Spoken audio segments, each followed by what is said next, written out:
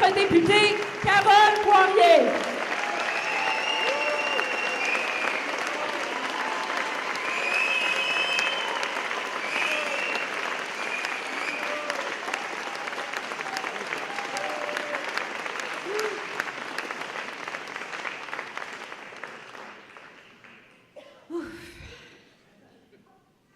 Merci.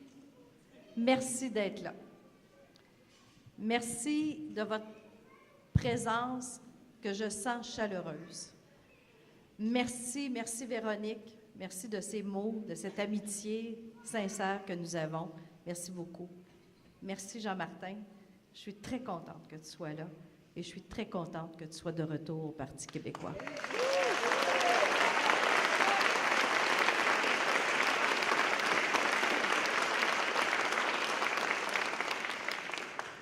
Maca, mon ami, qui est là, qui est toujours là.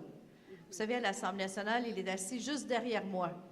Et quand on sent un peu que ça brasse, juste d'entendre la voix de Maca, ça fait tellement de bien. Ça nous fait du bien au cœur. Merci.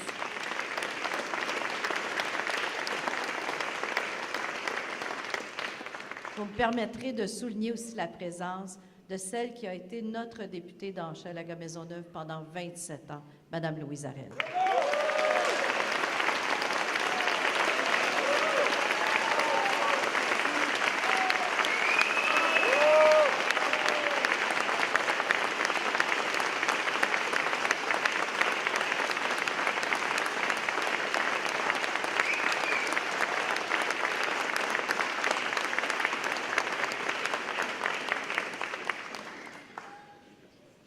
Vous me permettrez aussi, à mon tour, de souligner la présence de tous ceux qui sont déjà investis, candidats et candidates du Parti québécois.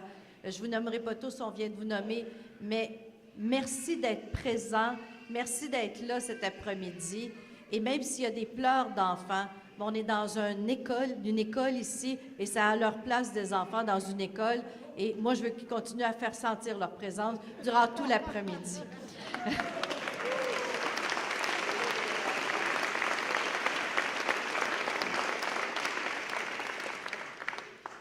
Écoutez, je veux aussi remercier les gens de l'exécutif. On a tenu l'Assemblée générale juste avant. Merci au nouvel exécutif. Vous savez, c'est le fun de voir qu'il y a, et comme le disait Véronique, qu'il y a encore des gens qui ont encore la foi, qui ont encore le goût de s'investir, mais qui ont aussi le goût du Québec libre, le goût du Québec qu'on veut, celui qu'on veut à notre image. Merci à vous, bénévoles, de vous impliquer. Et surtout, merci à toute l'équipe de mon comté, de mon bureau de comté qui ont travaillé fort cette semaine pour vous, que vous soyez là aujourd'hui, de vous réunir. Merci à ma belle gang du bureau, Étienne, Mélissa, Carole, Lucille et Charles. Merci beaucoup. Merci.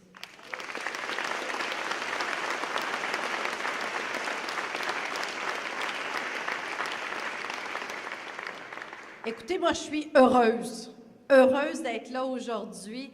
Je suis heureuse d'être avec vous autres parce que c'est avec vous autres que je veux continuer. C'est avec vous autres que je veux gagner. C'est avec le monde d'Hochelaga-Maisonneuve que je veux qu'on bâtisse ce Québec de demain. J'ai aussi envie de vous partager mon goût d'Hochelaga-Maisonneuve. Vous savez, moi, je suis la petite fille d'Hochelaga-Maisonneuve. Je suis le pur produit local qu'on ne peut pas avoir. Mais j'ai aussi le goût de vous dire pourquoi je veux continuer. Et je veux vous raconter une histoire parce que c'est un peu personnel, mais vous me permettrez de vous raconter. Mes enfants m'ont demandé récemment, tu sais, maman, pourquoi tu ne resterais pas à la maison? T'en as pas mal fait. Tu pourrais rester à la maison, garder les enfants, ralentir un peu ton rythme. On aimerait ça, nous autres, tu sais, que tu sois plus présent. Bon, j'ai pris quelques secondes de réflexion. Et là, je me suis posé la question, pourquoi tu fais de la politique, Carole? Pourquoi tu te donnes autant? Pourquoi tu fais tu dépenses toute cette énergie-là? Bien, la grande raison, c'est vous. C'est vous, les gens d'Hochelaga-Maisonneuve. Et c'est pour vous. Et c'est pour ce qu'on bâtit ensemble. Et c'est pour nos valeurs collectives que l'on défend que je veux continuer.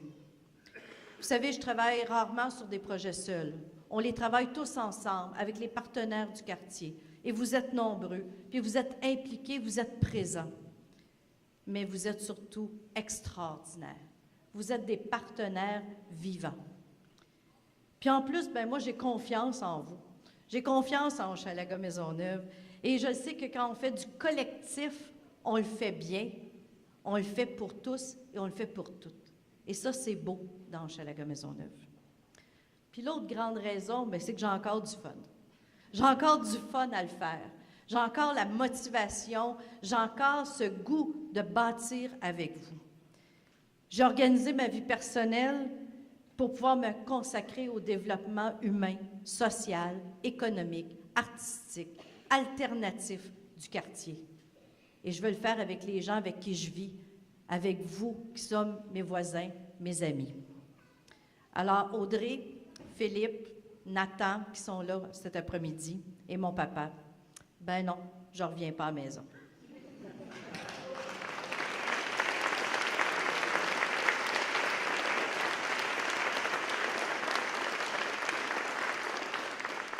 J'ai une autre histoire à vous raconter. Aujourd'hui, il y a quelqu'un d'absent dans la salle. Une femme qui m'a tout donné, mais surtout qui m'a donné l'amour du quartier, l'amour de Hochelaga. Elle m'a enseigné la générosité. Elle m'a enseigné aussi ce sentiment d'indignation, l'indignation contre les injustices, les inégalités. Et grâce à elle, j'ai les yeux, le cœur et l'esprit ouverts. Ma mère m'a toujours accompagnée. Elle a toujours été là dans tous nos rassemblements. Elle était fière. Elle était fière qu'une petite fille de Hochelaga devienne députée. Elle était fière aussi que je porte les valeurs qu'elle m'avait transmises. Alors, ces principes-là vont continuer. Ils vont continuer de me guider et de faire en sorte que je demeure votre représentante dans Hochelaga.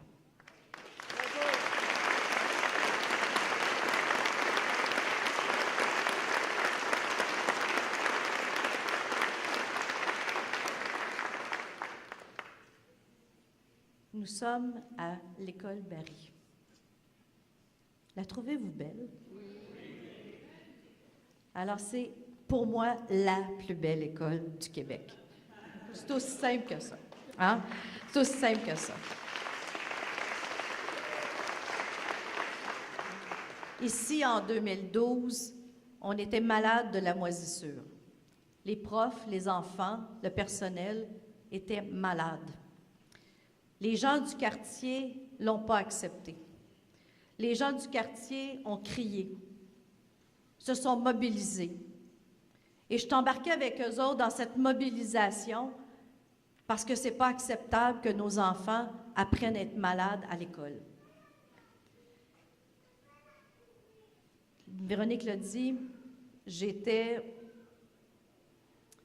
une passionnée de faire en sorte que cette école, cette vieille école qui avait 100 ans, qui était un bâtiment magnifique, un patrimoine magnifique, mais qui était foutu complètement, redevienne cet ancrage que l'on devrait avoir dans nos quartiers, qui est ce qu'on transmet de plus beau à nos enfants, qui est l'éducation. Oui, je me suis battue comme une démone pour que dans les 6 mois qui ont suivi, on obtienne les 19 millions de dollars. Je suis allée cogner à la porte de Pauline Marois, je ne lui ai pas donné le choix, et on a eu les 19 millions, on a notre belle école, on a la plus belle école du Québec, mais on a surtout le début d'un mouvement de faire en sorte que nos enfants aillent dans des écoles saines, dans des belles écoles. On peut faire du beau, on est capable, mais qu'est-ce qu'on attend pour en faire partout au Québec?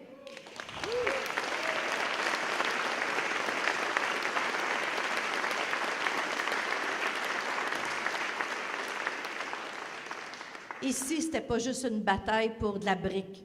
C'était une bataille de lutte, de justice sociale. Hochelaga Maisonneuve a le droit d'avoir des belles choses, a le droit d'avoir du beau, puis a le droit d'avoir du neuf. Oui, on a le droit à ça, nous, ici. C'est pas parce qu'on est un quartier démuni qu'il faut toujours avoir le pire. On a le droit au beau, on a eu le beau, on peut encore se le donner, et c'est ça mon projet pour les prochaines années.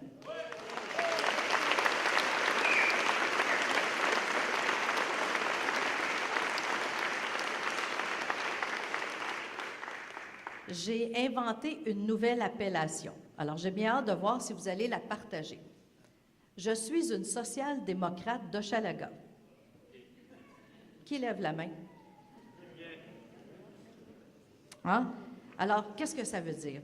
Bien, c'est parce que je recherche des façons de faire et des opportunités pour aider les gens à se développer, à se créer, à s'améliorer. Et ça, je veux le faire en politique. Je veux le faire dans Hochelaga.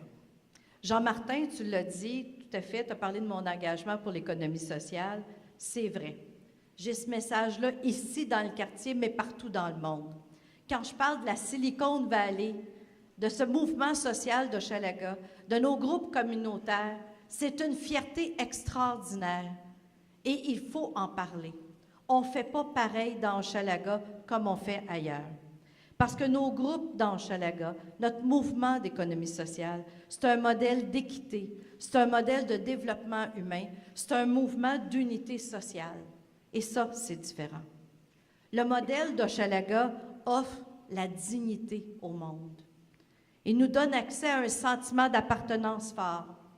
Le collectif dans Hochelaga, il est large, il est accessible, il est pour toutes les personnes, même ceux qui ont eu des mauvaises passes dans la vie. Vivre dans Hochelaga, c'est avoir des chances, finalement. Notre modèle d'économie sociale, notre modèle d'insertion, notre modèle communautaire, il n'est pas pénalisant. Bien au contraire, il est motivant, il est tourné vers l'autre, il est tourné vers le respect des personnes. Et moi, ce que je veux faire, et je veux le faire avec vous tous, j'aimerais ça qu'on mobilise le Québec, qu'on mobilise les Québécoises et les Québécois, et qu'on se tourne vers ce nouveau modèle, un modèle de dignité, un modèle de retour à l'action pour ceux et celles qui ont vécu une période difficile dans leur vie. Pour moi, vouloir travailler et pas pouvoir, c'est pas drôle. Pas réussir et être découragé, je sais c'est quoi. Et se sentir exclu, je l'ai vécu. À 24 ans, j'ai fait une demande à l'aide sociale et je me suis présentée devant un fonctionnaire pour faire une demande de BS. J'avais l'impression d'afficher le mot « humilié » dans le front. Au début de la quarantaine, j'étais seule, je venais de perdre ma job comme chef de cabinet de la présidente de l'Assemblée nationale. On avait perdu les élections. Puis je devais retourner aux études parce qu'un secondaire 5, ce n'était pas suffisant. Bien, je suis allée m'inscrire comme caissière chez Canadian Tire pour pouvoir payer mes études. Oui, je connais ça. Ça ne vous tente pas qu'on modifie notre regard? Qu'on modifie notre regard sur ceux qui en arrachent? Pourquoi on ne peut pas se mettre dans leur peau un peu, ne serait-ce que quelques minutes? Vivre un échec dans sa vie, perdre son emploi, vivre la maladie, puis avoir une étiquette d'avoir l'air de celui qui abuse des autres, c'est la pire des choses. Moi, je veux travailler à la dignité des personnes. Ça m'allume. Qu'en pensez-vous?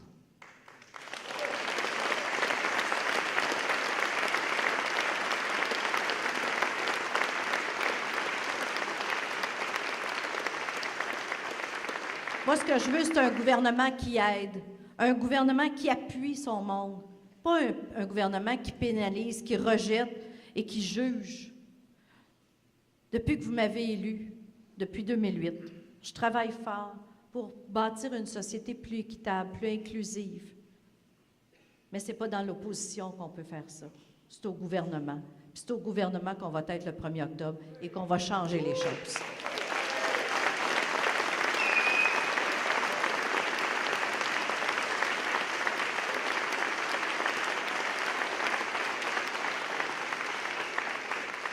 Je vais prendre l'exemple des services éducatifs. Alors, on repart de Barry. Moi, je pars toujours d'ici maintenant. Tout mon ancrage est ici. Alors, c'est la première école reconstruite après la saga des moisissures. Bientôt, une deuxième école, juste à côté, à quelques rues, qui est en rénovation, l'école Saint-Nom-de-Jésus, une deuxième école. Et une troisième école, l'école Irénée-Lucier, N'est-ce pas, Vania? L'école est réunie aussi pour nos enfants qui ont des problèmes de déficience, des enfants autistes. Alors, celle-là va se construire à côté de l'école Eulalie du Rocher. C'est quand même pas si pire, 3 écoles dans un même mandat.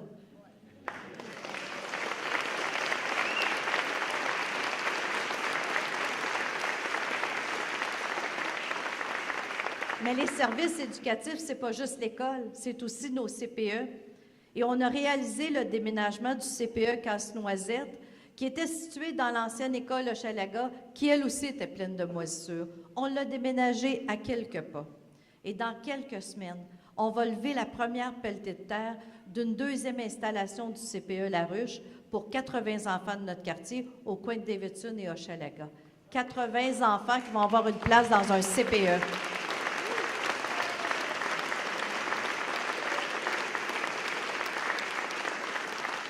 Mais ceux qui me connaissent savent très bien que je ne me suis pas arrêtée là. Alors, on va avoir une autre surprise dans quelques semaines. Dans le sud-est du quartier, un autre CPE de 80 places qui s'en vient, qu'on va annoncer dans quelques mois. Et je suis tellement fière. Alors, aux deux côtés de notre quartier, 2 nouveaux CPE, 2 fois 80, 160 places pour nos enfants dans un centre éducatif, un centre de petite enfance.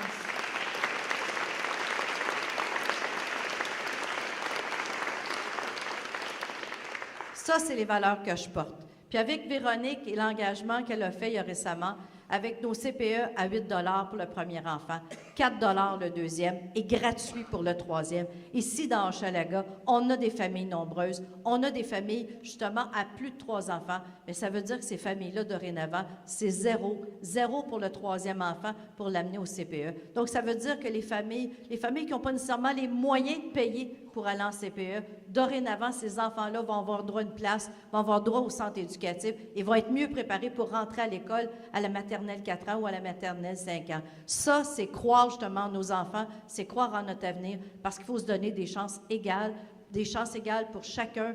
Et ça, c'est vous, Hochelaga Maisonneuve, qui m'avez enseigné ça. Il faut faire en sorte que tous nos enfants puissent entrer à l'école avec le même bagage, les mêmes chances. Et c'est dans les centres éducatifs de petite enfance qu'on va le faire.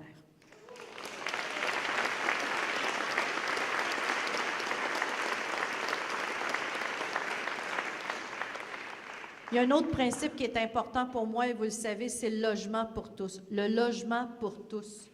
Je ne comprends même pas qu'on soit obligé d'en parler. Je ne comprends même pas qu'on puisse même se poser des questions. Mais un logement pour tous, dans Hochelaga Maisonneuve, ça veut aussi dire un quartier pour tous. Et ça, c'est l'enjeu. Notre quartier a changé. Il a changé dans les 15 dernières années. Il est plus neuf, il est plus beau, il n'y a plus de services, il n'y a plus de beauté. Mais il faut qu'il soit encore le quartier de tous. Et Gérard Bouchard, que vous connaissez, philosophe, historien, écrivait vendredi dans la presse, et je vais vous citer quelques lignes parce que je ne suis pas toujours d'accord avec lui. Mais là, il faut dire que c'est pas mal bon. Alors, il nous dit que le développement des métropoles et le rehaussement des centres-villes exercent une pression à la hausse sur le coût de l'immobilier et des logements. Bon, ça, tout le monde dans Hochelaga sait ça. Que ces développements chassent vers les banlieues éloignées des citadins moins fortunés. Nous, ça a déjà commencé. Que cela les éloigne des meilleures écoles, des centres de services bien équipés et des réseaux sociaux qui font partie de l'ascenseur social. Le prestige de la métropole s'acquiert donc pour une partie de la population au prix d'un déclassement social aux effets durables. Je pense qu'on va être d'accord avec Gérard Bouchard après-midi. Mais moi, ce que je veux construire, c'est un antidote aux effets de cela, un antidote aux effets d'un mouvement qui semble irréversible. Bien, nous, à Hochelaga, on a déjà commencé, on va continuer, parce que pour nous, il est inacceptable que quand on s'enrichit dans une ville, bien, on chasse nos pauvres de ces quartiers. Dans Hochelaga Maisonneuve, on ne se laissera pas chasser.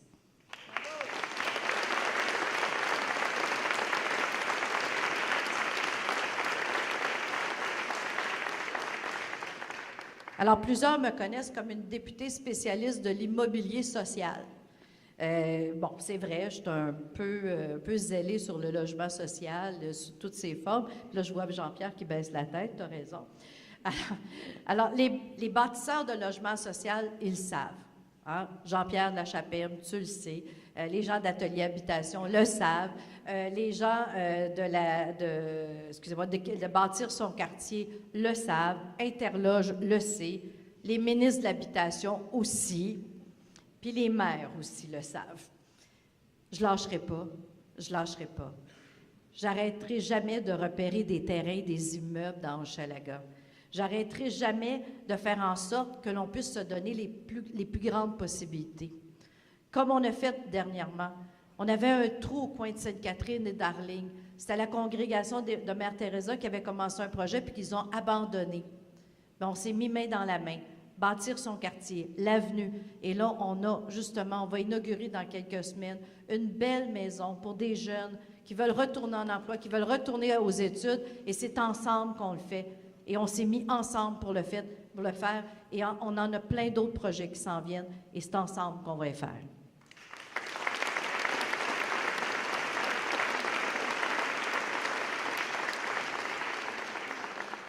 Que ce soit la coop Petits et Grands sur Davidson, que ce soit Logia sur Sherbrooke, que ce soit Métadame pour les narcotoxicomanes de la rue Rouen avec ses 12 unités. Et un autre projet qu'on travaille, on le dira, je dirai pas Jean-Pierre, je te le promets. Et d'autres projets qu'on travaille présentement, un super projet qui nous passionne. Eh bien, oui, on va continuer. Ça prend du temps, des projets de logement social. Ça peut prendre 5 ans, 6 ans, 7 ans. Mais on ne lâche pas. On est dévoué parce qu'on pense que c'est important d'avoir sa place pour tous. Parce que nous, on pense que dans Hochelaga-Maisonneuve, on est des gens d'Hochelaga. C'est notre bout, c'est notre coin de pays ici, Hochelaga. Mais on veut que le monde puisse continuer à y rester, mais en payant un logement accessible. On veut se battre aussi contre le fait que les logements privés locatifs disparaissent un à un parce qu'ils sont transformés en condos. Mais moi, je vais vous dire, j'ai essayé plusieurs fois de convaincre le gouvernement actuel qu'il y avait un problème avec la Régie du logement, qu'il y avait un problème avec les condos divises. Bien, qu'est-ce qu'on fait quand on a un problème et que le gouvernement ne comprend pas? Bien, on change de gouvernement, puis on impose nos solutions. C'est ce qu'on va faire le 1er octobre.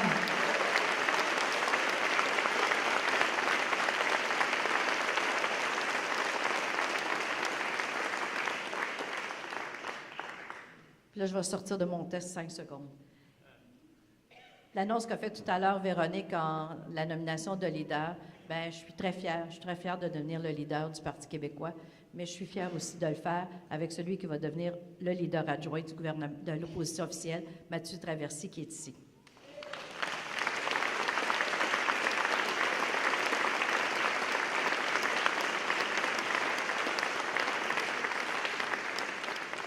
Bon, je reviens à mon histoire de social-démocrate d'Hochelaga. Je pense que vous commencez à comprendre mieux ce que c'est qu'être une social-démocrate d'Hochelaga. Bien, ça veut dire s'occuper de son monde, ça veut dire aider les gens. Mais dans ces gens-là, il y a les aînés.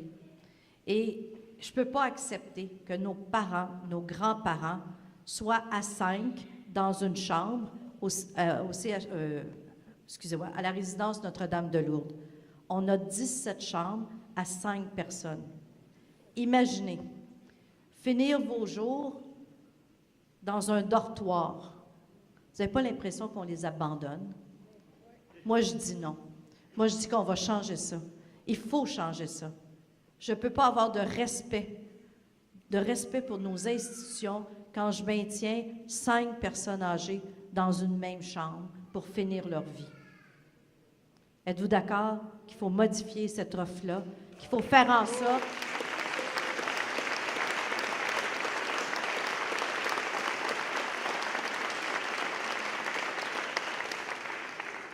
on aime trop nos aînés pour les laisser comme ça. Notre CHSLD Nicolette, il est classé 5. Bon, ça veut dire quoi, ce classé 5? Ça veut dire qu'il est dans un état lamentable et méprisable. On va laisser nos aînés là-dedans? Non, on va se donner des priorités. On va se donner une priorité qui est un réinvestissement pour avoir des soins pour nos aînés, des soins dans le respect et la dignité. Moi, ça, c'est mes valeurs. C'est ça que je veux faire dans Hochelaga. C'est ça que je veux continuer avec vous.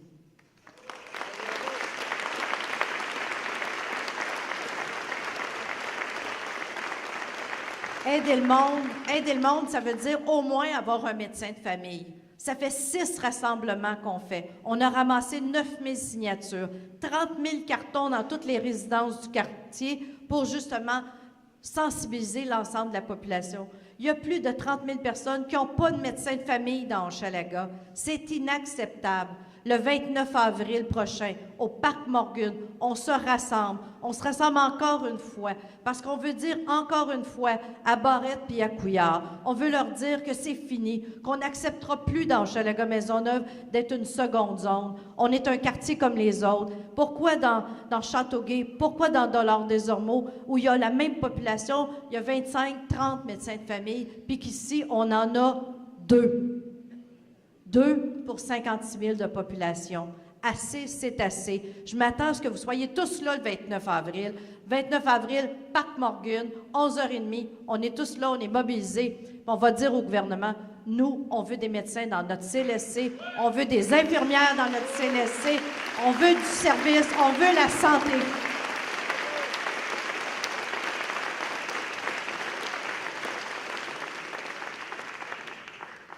Bon, Véronique, elle a dit que j'étais un peu rebelle. Ça paraît pas. Ben oui, je suis rebelle. Puis je vais continuer à être rebelle. Parce que je ne peux pas me résigner. Je ne peux pas baisser les bras. Je ne peux pas accepter. J'ai jamais aimé les solutions faciles. J'aime pas ça non plus, les chemins tout tracés d'avance. J'aime quand on fait bien les choses. Mais ça, des fois, en politique, c'est pas nécessairement payant. C'est pas dans le court terme. Puis court terme, ben, c'est ça la politique. Puis je vais vous dire, je m'en fous. Je suis pas une fille de Kodak. Je suis pas une vedette du téléjournal. Je suis pas une fille de grands mots. Je joue jamais les intellos. Je suis un petit peu ostineuse de temps en temps. Mais chose certaine, je suis moi. Moi, Carole Poirier, devant vous. J'ai appris à être qui je suis, avec vous, avec les gens de Hochelaga-Maisonneuve, avec mes voisins, mes amis, avec qui j'habite ici localement. J'ai le goût de continuer ensemble, à être créatif, à être en dehors de la boîte, à faire autrement, mais surtout à développer notre quartier. J'ai le goût de continuer à parler le langage du quotidien. Bon, des fois que les ministres puis le gouvernement ne comprennent pas ça tout le temps. J'ai le goût qu'on soit pirate, qu'on soit originaux, nouveaux, autrement. J'ai surtout le goût d'être avec mon quartier, parce qu'on est une belle gang. Et pour ça, je vous dis aujourd'hui que si je me présente à nouveau comme députée pour l'élection du 1er octobre, bien, je veux qu'on le fasse tous ensemble, parce que c'est Hochelaga-Maisonneuve qui va gagner. C'est pas juste Carole Poirier, c'est Hochelaga-Maisonneuve qui va avancer. Merci.